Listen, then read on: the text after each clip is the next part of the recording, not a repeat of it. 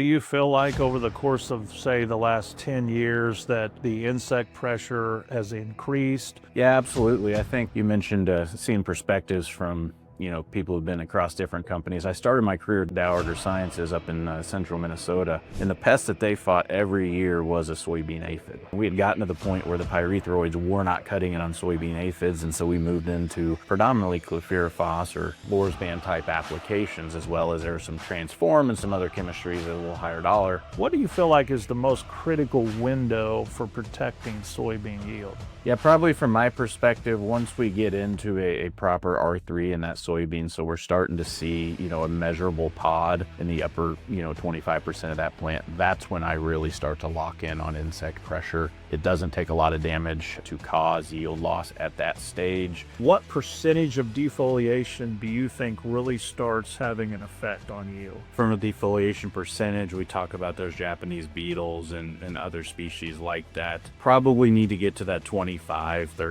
defoliation and prior to flowering. As I get into that true flowering, I probably get to be more sensitive, and 15-20% I'm going to think about pulling the trigger there. Dollars and data on Cam Seeds Radio.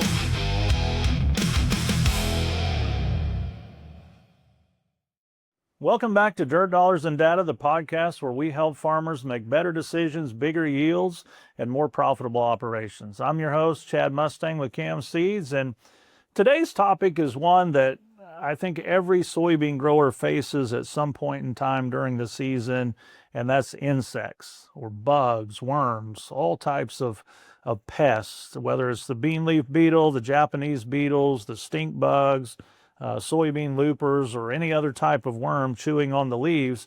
Insects are something that can quietly rob yield if we're not paying attention. And, in my mind, the challenge isn't just controlling the bugs, but it's also knowing when to spray, what to spray, and whether the return on investment is actually there.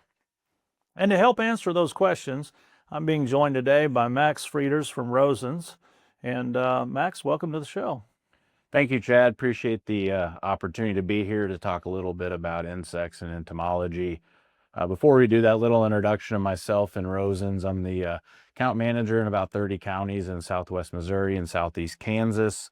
We are a wholesale distributor of your major branded crop protection products from folks like BASF, Syngenta, Bayer, etc., and then handle a lot of the post-patent products from 2,4-D to glyphosate to atrazine. Beyond that, we are a R&D firm that manufactures and develops our own nutritional and adjuvant products that we're quite proud of. So we're very dedicated to the agricultural input side of the business. I have spent my career on the chemistry side. I started with Dow AgroSciences that morphed into Corteva back in 2017 at the merger, and then spent short 3 years with BASF in the crop protection world, and been over here third season with Rosen's, kind of covering the whole input world holistically here. So excited to be here. Let's talk bugs. All right. Yeah. Appreciate all that, Max. And again, appreciate you being here today. And I really like hearing about folks that come on the show. I like hearing about their background and some of the diversities and, over time, there's a lot of folks you've met over the course of time in this industry, and it's always interesting to hear about those who have worked for Dow and then it morphed into Corteva, or those that worked for FMC and formerly worked for DuPont. And so it really gives folks like yourself a pretty broad perspective of the industry, and you've seen a lot of things. So looking forward to your input today.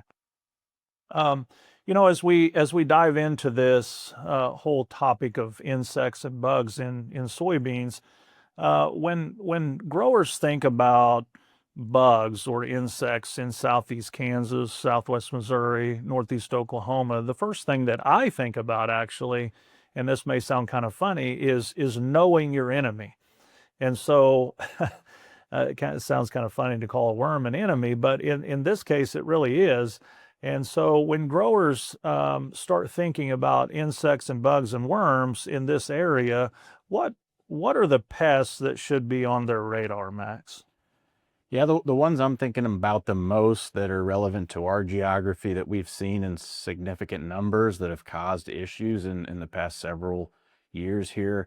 We look at kind of the defoliator species. We might have bean leaf beetles. We might have Japanese beetles. These are typically feeding on the foliage. We move on from that. We can see the soybean loopers, the webworms, some of those kind of worm caterpillar type species. Again, predominantly feeding on, the foliage of the soybeans. So the economic, damage can be variable with those.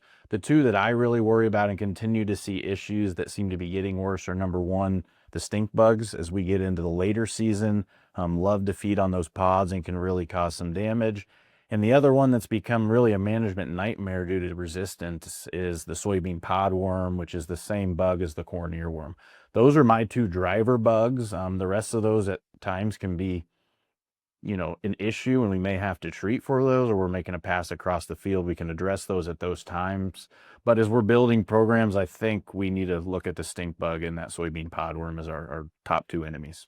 Okay, so those are the ones that you feel like are contributing to the most yield loss or economic damage. Absolutely. And I think the biggest reason is those two particular bugs are feeding on the pods versus the ones I mentioned prior are really foliage eaters. And while we don't want to lose trifoliates, mass, our solar panels to help drive photosynthesis late into the season, I feel soybeans being a, indeterminate plant in this part of the world can overcome some of that. Versus if we're chewing on pods, we're losing yield directly. So that's what concerns me.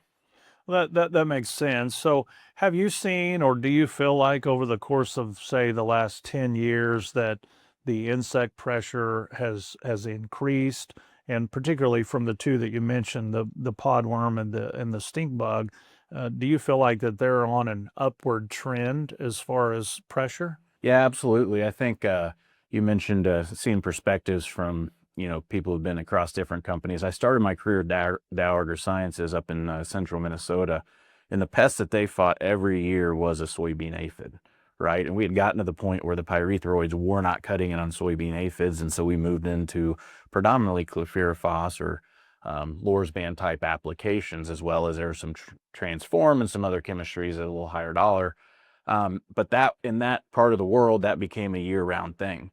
When I got down in this part of the world 10 years ago, I think we were kind of always sitting around saying, are there going to be bugs? It was an if thing, as we got in those reproductive stages.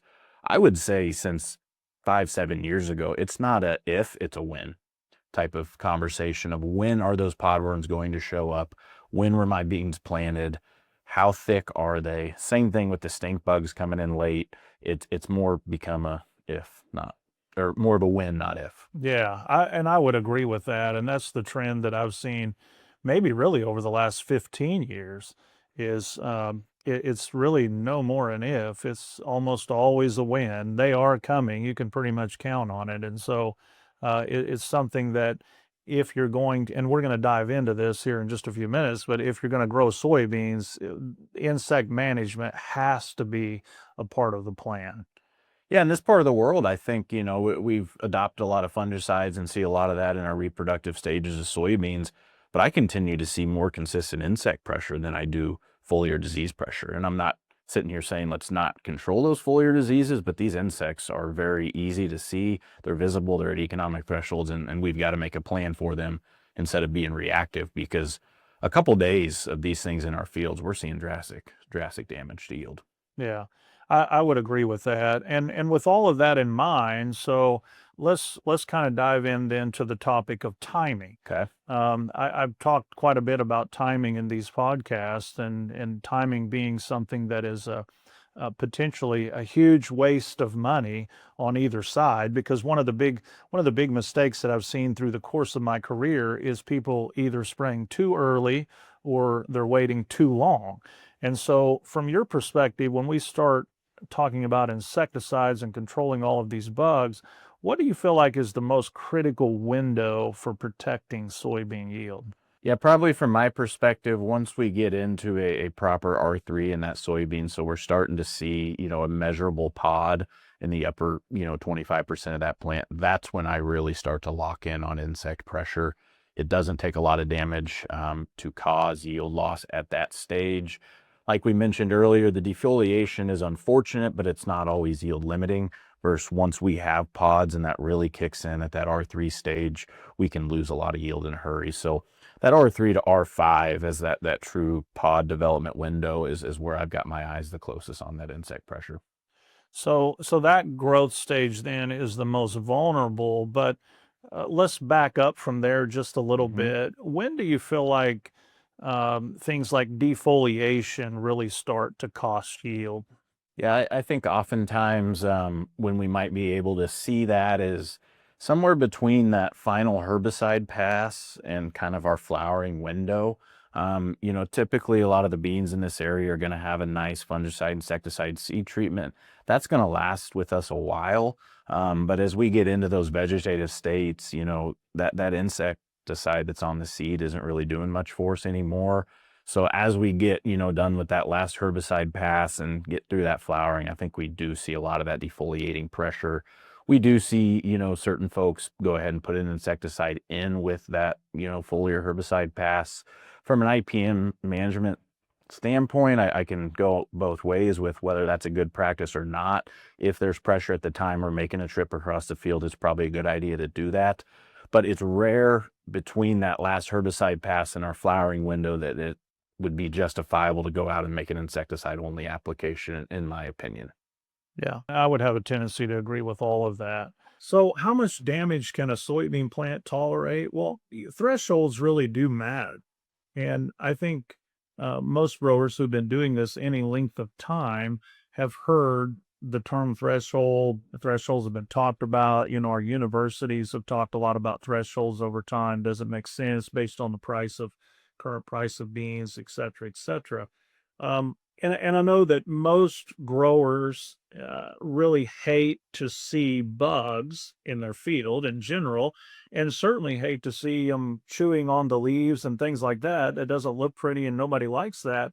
But not every insect that we see out there justifies an application, and not every amount of damage justifies an application. So let's talk about thresholds for just a minute, and there's different ways to measure those things. We could talk about the percentage of defoliation of the leaves. We could talk about net counts with a sweet net and those types of things. But talk to us from your perspective and what you've seen from both of those. The amount of defoliation it reaches, and I realize there's all kinds of metrics based on soybean prices, et cetera. But where do you see what percentage of defoliation do you think really starts having an effect on yield? I think from a defoliation percentage, we talk about those Japanese beetles and other species like that.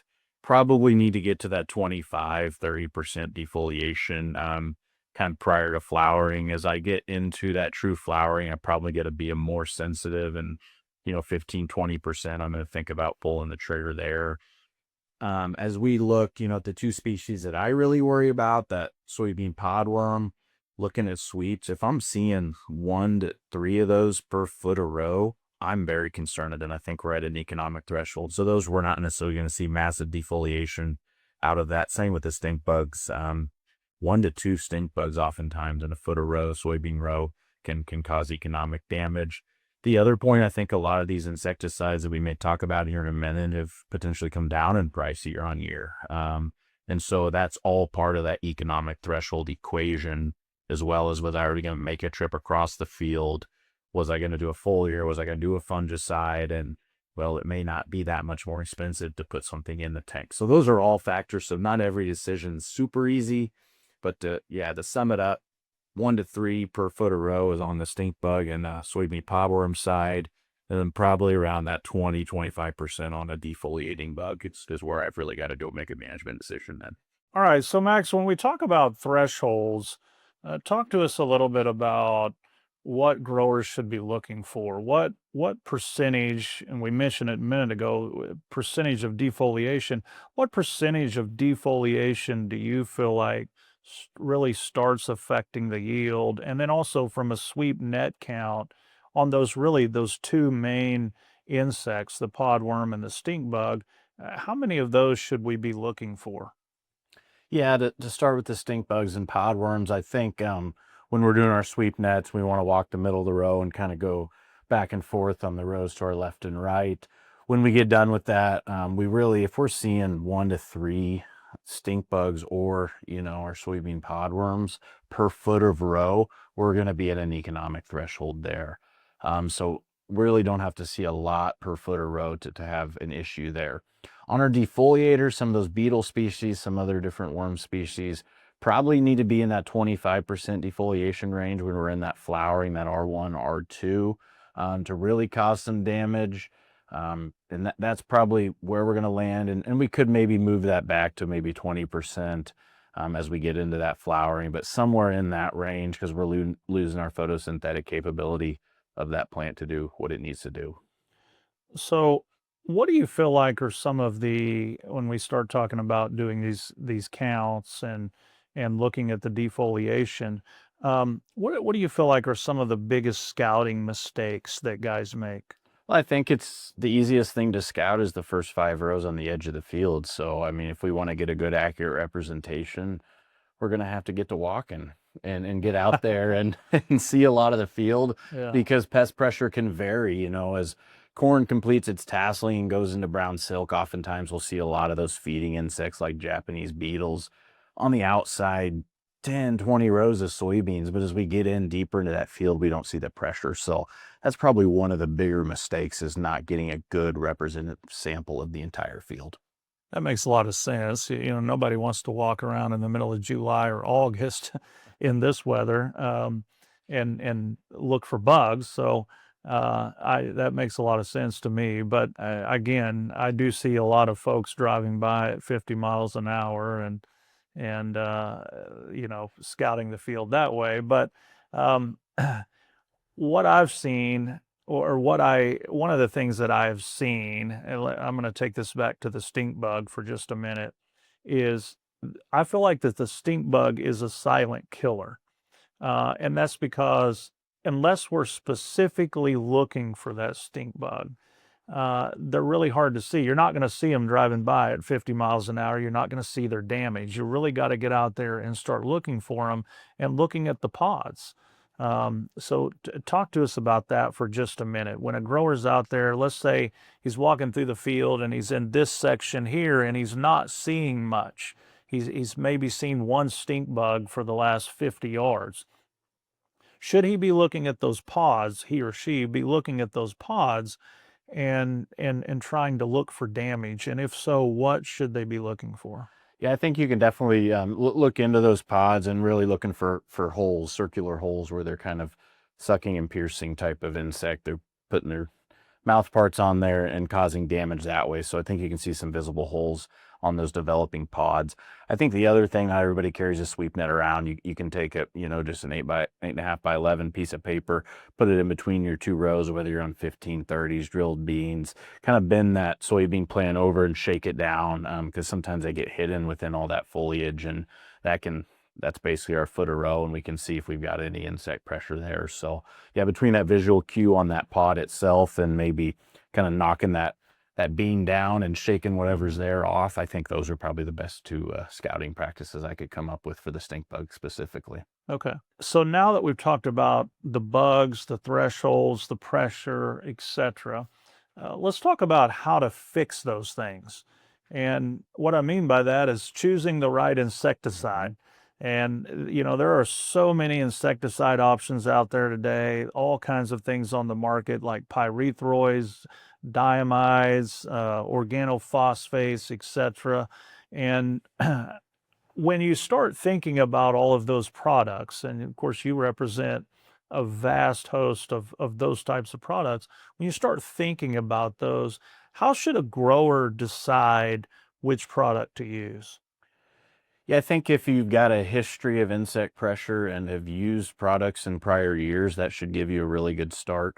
I think the main concern we see is resistance to pyrethroids, specifically with that soybean podworm. So whether we're talking like our Warrior 2 type of product, our Baythroids, our Mustang Maxes, a lot of those are not getting the job done. So if I'm out there scouting and that soybean podworm seems to be the one I want to target, I'm going to move into that diamide family, which is going to be some of our products historically. Vantacor, that's moving into Coragen Evo here in 2026. A product like Elevest, that's a premix.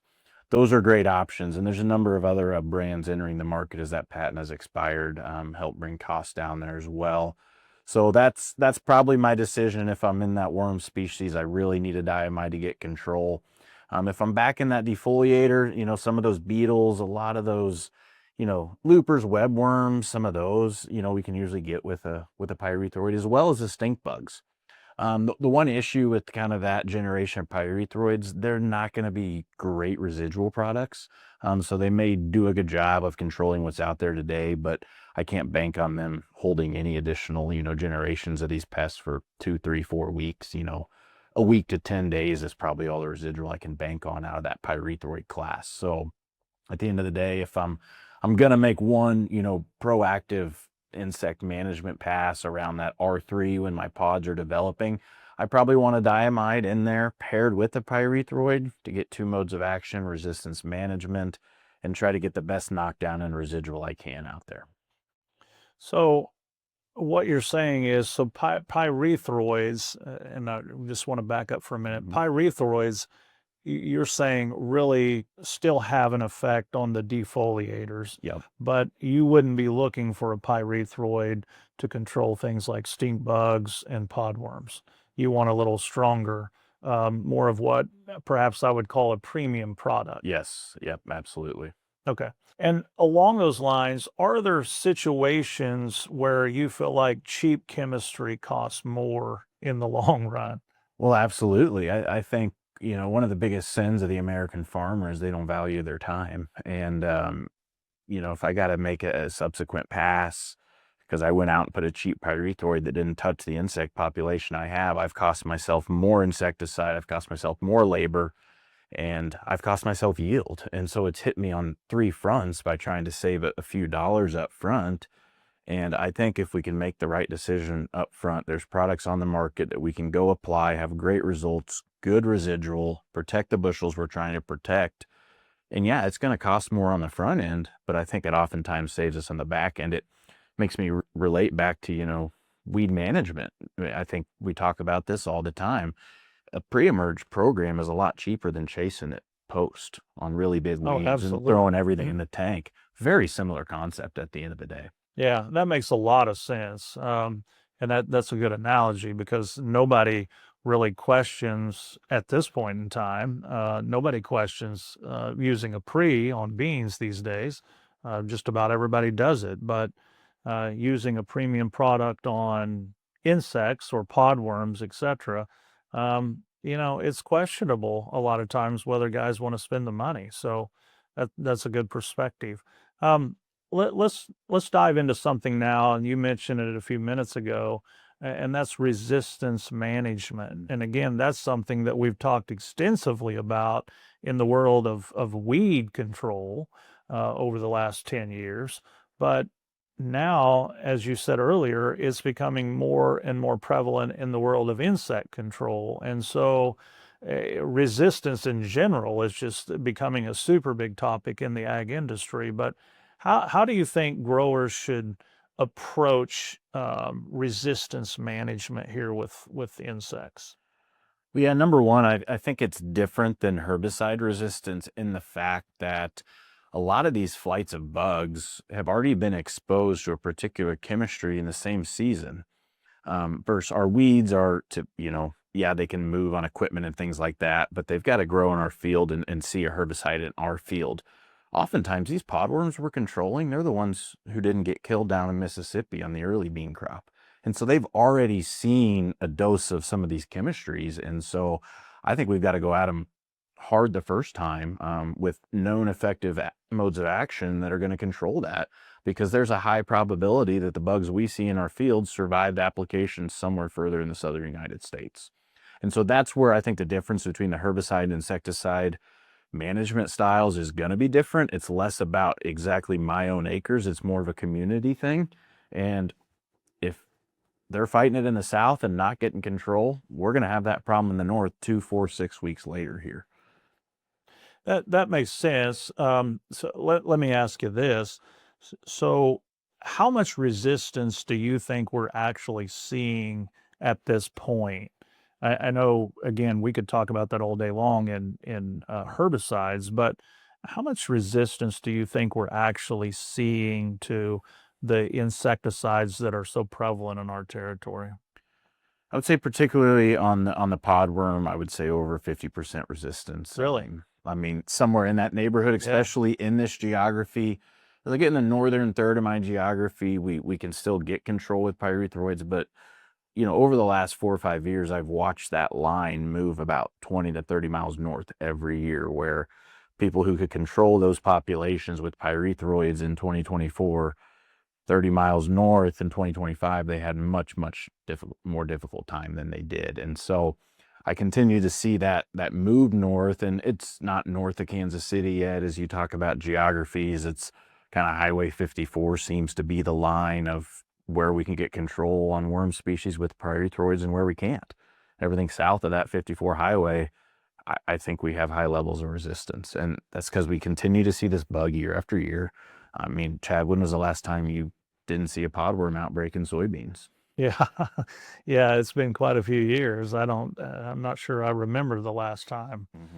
There's always a worm outbreak somewhere, and they're not always completely widespread across the entire territory. There's always pockets, though. Yeah. And some years, are different than others. Every year is different. But sometimes it's across the entire territory, and sometimes it's the northern half, the southern half, or pockets all across. So you just never know. And so, that brings me to a good question, and one thing that I want to go back to is timing. And let's talk about that, and then combine that conversation with tank mixing. So tank mixing things like fungicides, and most soybean acres around here get, these days anyway, there's a lot of soybean acres that get an R3 fungicide application. The question becomes, though, whether you're making that fungicide application or a herbicide application earlier in the season, if we're already crossing the field, and this question comes up a lot, if we're already crossing the field, should we automatically include an insecticide? What are your thoughts? Great question, Chad. I think to sit here and say automatically is a bad environmental perspective from an IPM standpoint. But I would say more times than not, yes, because we go back to talking about the economic thresholds. Two key variables in that are the price of soybeans and the price of application. Well, if we're already going across that field, we don't have that cost of application in there. So in theory, the threshold's much lower to get a return on investment. So I would say more often than not, with recent history being biased to me in the last 4 or 5 years, it's been advantageous to go ahead and spray at R3. And I look at it a little bit of a diversification risk. Okay, back in June, we saw, you're a big stock market guy. We saw SpaceX go public, right? And that's exciting. I want to put all my money in SpaceX. Well, that might go to the moon, or it might not give me my money back. Whereas, if I invest in the insecticide and the fungicide at R3, which are really probably the best times we can do that, maybe pair it with the foliar nutrition, it's a little bit like putting my money in the S&P 500. I feel pretty good I'm going to get a return 9 years out of 10, right? I'm going to have a pretty consistent return. I may not hit that home run because I may not have the disease or the insect pressure to justify it, but I've watered down that cost of application by kind of doing 3 different things at once at the right timing. And that's a big way of how I approach it, to get that foliar nutrition, to get that fungus protection, and as well as insect protection that may or may not be present at that time. So what do you think? Let me dial into that R3 fungicide application. So basically what you just said was, more times than not, it's important to have that insecticide in there. But let's talk about that R3 fungicide application for a minute. The growers that are making those applications, they're already going across the field. Let's say they go out to their field, they don't find very many bugs, they don't find very many worms, not seeing much defoliation, very few stink bugs. Does it still make sense to add that to the fungicide application since you're already there? I think if our target pest is that podworm, and with the class of chemistry, the diamides having phenomenal residual, depending on who you talk to and the rate you run, that could be 3 to 5 weeks of residual. I think there could be a benefit there to go ahead and include that at that time. Because if I can get 3, 4 weeks of residual, even if I don't have the pressure, that gets me probably to R5, R6, and I don't have to worry about making a separate application, maybe at R4, maybe at R5, 2, 3 weeks down the road. I can kind of more or less check that box. Yeah, I want to keep scouting, see if the pressure is increasing, but that's what's unique about that diamide class, that it's got phenomenal residual, especially on that soybean podworm that we worry about. Yeah. My thoughts are those exactly. I think it's more like an insurance policy. You know, perhaps you're not seeing the pressure at that time, but typically at that stage of growth, by the time you see it, and then by the time you get out there and apply, you've already lost some yield. So if you're going across the field, why not go ahead, if you've got the kind of residual that you're talking about, why not go ahead and just throw it in with that fungicide? Absolutely. So let's dive into something that I like to do in every podcast, and that's return on investment. And we've talked a little bit about it, but you know, from your perspective, let me back up and go a different way here for just a minute. From your experience and all the things you've done over the course of your career, when we think about return on investment and using that as your guide here, build for us what you think is a profitable insect management program, or what that should look like. Yeah, I think if we're going to get into the specifics here, you know, I want to time that out at R3 with the fungicide. I'm probably going to lean towards that Elevest type of product. I really like the bifenthrin from a broad spectrum in there. The stink bugs, it's got a little bit of residual, and it's got that diamide piece in there for the podworm. So I'm addressing my top 2 yield limiting insects, and getting great residual, kind of back to that insurance policy. So that's really probably where I'm going to go with a recommendation. Okay. So, in thinking about the return on investment, what mistakes do you think that growers are making today that are costing them money? You know, I think one thing we haven't talked about today, Chad, is the pH of our spray solution. That's been a topic that's gotten more heat here the last couple of years. But as we look, my team and I, we've sampled north of 80 water sources across Southwest Missouri and Southeast Kansas this season alone. We'd be hard pressed to find a water sample below 7.5 from a pH standpoint. If you look at the breakdown of many of these insecticide products, they may only have a half-life of 15 minutes to 30 minutes in pH solutions in that 7.5 to 8. And so if we're preloading for a drone, or we're not getting that out immediately, that product is breaking down our spray tank before it gets out. So that's a really easy management thing to address that does not cost a lot of money to drive that pH of our water source a little bit lower, and making sure we're getting the maximum efficacy of the product we've already paid for. That's one thing I think we're missing the ball on. Because if I go back to some examples, we saw earlier this spring fighting alfalfa weevil with a product called Stewart. We were seeing mixed results on that. We dove in a little bit more, got the pH dialed in, and saw that product perform better. So I'm wondering if we're having some breakdown in the tank if our water pH isn't where it needs to be. Yeah, that's a really good thought, you know, and something that, again, you just said it just a minute ago, doesn't really cost that much to have an effect on the pH and get it where it needs to be. So that is, I really like that. I'd like to have some further discussions about that. Sure. Again, that's something that I think most of us aren't thinking about, and really on the herbicide side of things too. That's a whole nother topic, but the pH is critically important. Yep. So appreciate that perspective. Let me ask you another question. Where do you think growers are leaving the most bushels on the table? I really think one area we're leaving on the table again comes back to maximizing that pass across the field. I think we've really got to sit there long and hard. And as you time out that R3 soybean pass, here's my ask for you this year. Go dig up those soybean roots. Go look at how fibrous they are. Go look at how deep they are. And decide if you feel confident if those soybean roots are going to get all the fertility you think that plant needs. Because oftentimes I dig them up in July, Chad, and there's 6 inches in the ground and 2 inches wide. Where's my fertility?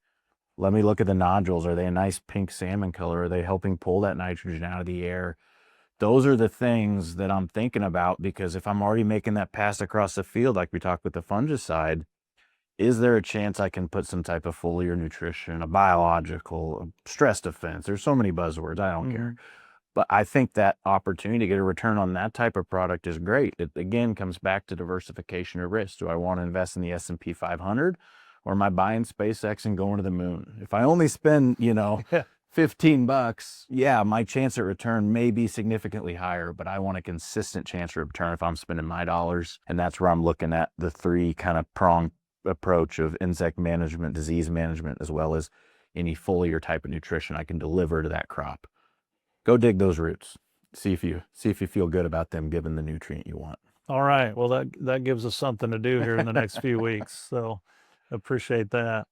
Now, Max, I want to dive into what I call the rapid fire section of the podcast. I try to do this in every podcast, and I'm just going to ask you a series of questions here, and you can give a brief yes or no answer or go into as much detail as you like. So, you ready? I'm ready. All right. In your mind, what is the most underrated soybean pest? Stink bug. The most overrated soybean pest? Japanese beetle.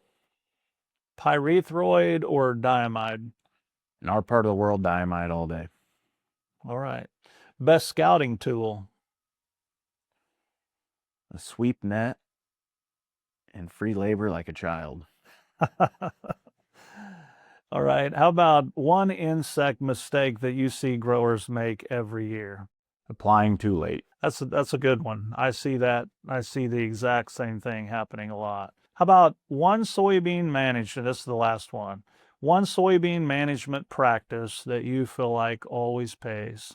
I think given that crop one last shot in that R3 time frame with the fungicide, the insecticide, and the foliar, I think if we put those 3 out, 9 years out of 10, it's going to pay. And it might not be because of disease, it might not be because of insects, but usually 2 of those 3 practices are going to be yield limiting, that I think we can get a return on investment. It doesn't take a drastic amount of soybean bushels. And I've seen data. We did a trial 2 years ago where we took 45 bushel beans and took them to 71 bushel beans with foliar, insecticide, and fungicide in September.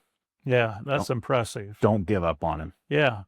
Yeah. They sometimes need a bridge of a gap to get them to those late state fair, August, September rains, and kind of putting a Band-Aid over them in those tough July, August heat months can really help them retain pods and flowers as they go through that reproductive stage. All right. Well, Max, I appreciate all of your thoughts today, your perspectives, your all of your investment here in your time with us today. And thanks for giving us some really good information. Thanks for having me, Chad. Looking forward to hoping to have an opportunity to come back on. All right, that sounds good. Well, today's conversation, if anything, reminds me that insect management isn't just about spraying more. It's about spraying smarter. Protecting yields start with scouting, understanding thresholds, and making decisions that maximize profitability. And so I really want to thank all of you for joining us today, listening to another episode of Dirt, Dollars, and Data. And remember, every decision that we make in the field affects the dirt, impacts your dollars, and should be backed by the data. I'm Chad Mustain. See you next time. Dirt, dollars, and data.